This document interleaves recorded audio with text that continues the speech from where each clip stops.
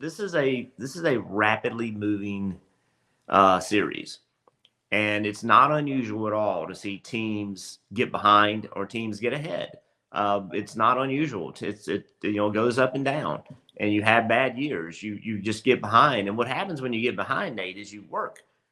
God, you work so hard, and you throw all kinds of things at it, and you are working harder than the people that are running well, and you are just constantly changing, and until you find the right path, you're just throwing stuff at it. I mean, it's don't get me wrong, it's logical stuff you're throwing at it, but it's not. You're not able to prepare for a race weekend the way the guys are that have confidence that their cars are going to run well, and it's just hard. Um, it's just really hard. And look, Harvick could have won Darlington, got a bad break. You know what I Yeah. mean? And that's what's weird about it. So competition is tough. This is a still, relatively speaking, it's a new car. There are still opportunities to make major gains and get away from people. And there's opportunities to get caught back up. That is one thing that you don't have when you're thinking about, if you're Stewart Haas and you're Penske and you're looking and you're saying, okay, how do we get better? You don't have to look at the chassis, right? They're all the same. You don't have to look at the components. They're all the same. Aerodynamically, you have what you have. You can manipulate the bodies to an extent, but not a great deal. It's how do I maximize these parts and pieces? And so now, in the past, those two organizations, they would have been ramping up. They would have been ramping up chassis build. They would have been ramping up R&D on every kind of part possible. That's not the problem anymore. Hmm. It's how are you using these components? How are you maximizing these components in every area? And it in some ways it makes it harder, uh, but in other ways you now have a focus. Okay, we don't have to worry about this. And I think, Nate, I think too, it requires a shift in how you run your company. Hmm. So if you run your company today the same way you did 3 years ago, well, that shouldn't be productive. Maybe you get by with it for a little while, but it has to be different. You have to approach this in a completely different manner.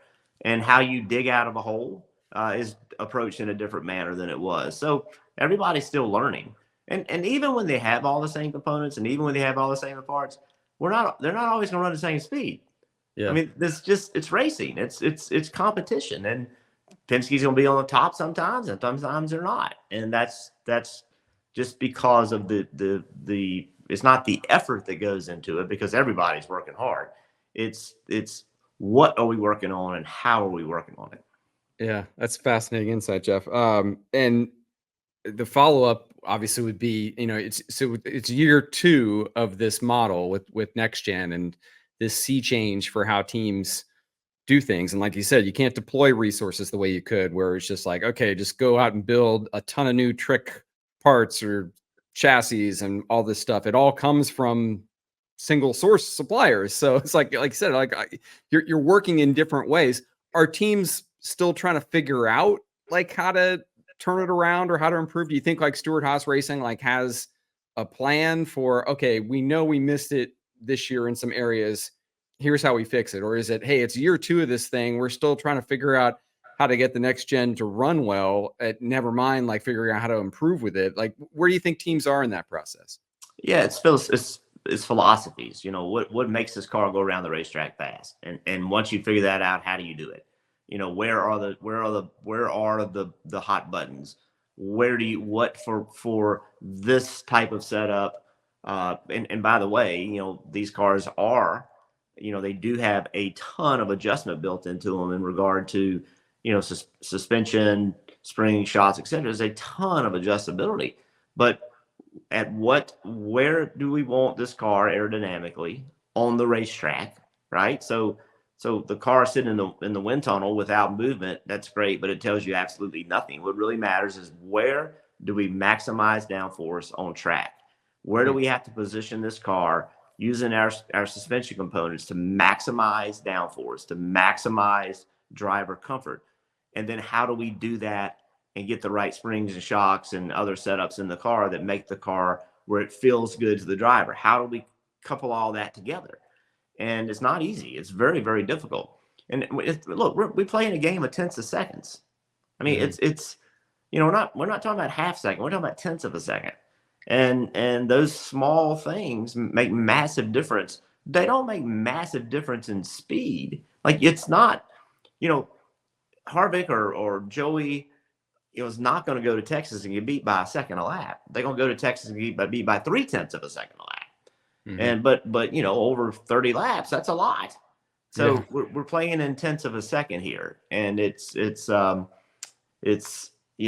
we're matching the best drivers against the best drivers, and the best crew chiefs against the best crew chiefs, and the best pit crews against the best pit crews. It's competing everywhere, and it's just damn hard. Yeah. Denny Hamlin, after winning at Bristol, kind of touched on this and said that he likes this because it does put more on the driver, and he feels like his team and Denny, even in year 18 of the Cup Series, he feels like he's driving better than ever, and so he's able to have an impact, a measure of autonomy over his performance. Would you agree with that? Is it? And we sort of saw it with Harvick, like you said. I mean, he could have won Darlington. As much as we're talking about, like, I'm making it out like he had some sort of lost season. I mean, could have won Darlington, could have won Daytona, could have had 2 wins in the last month. I mean, Phoenix. yeah, exactly. I mean, does it still come back to driver even more so, even though it's like this new sort of way of teams having to to develop speed? Does the driver have a bigger impact than ever too? It's the driver has a massive impact. There's no doubt about it. And how we've had this. I mean, this is. I was telling somebody the other day. I've been in the Cup garage for 30 years, and for those 30 years of in the Cup garage, I've had fans ask me, "Is it driver or is it car?" Yeah. And yes is the answer. and it does matter. Now, I do think this. I think there's an evolution of how the driver works with the team and how the driver is prepared and how the driver communicates with the team and what the driver's role is ever evolving. It's completely different today than it was in when I came in '94. It's completely different. And by the way, the crew chief role is completely different. The spotter role is completely different. We used to put spotters on the stand and just say, "Hey, man, you're either clear or you're not." I mean, that was their role. And now they are like, They're driving the car. oh my God. Well, they're Yeah. not driving the car, but they are constantly gathering information that, coming from the crew chief, or in some cases coming from themselves with data. And so now they become the link for information, because we have access to all these things now. So they are providing information at a level that's higher than ever before.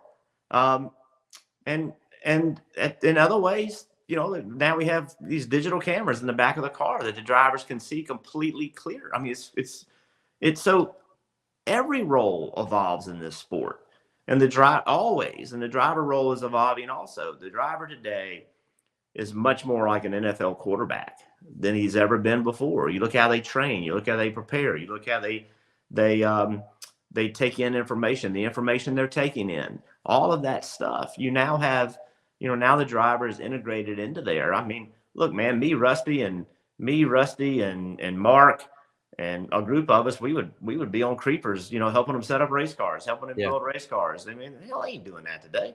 If you're doing that today, you're lost. In most cases. There are also cases where that's still happening, but for guys competing for the championship, that ain't how it's working.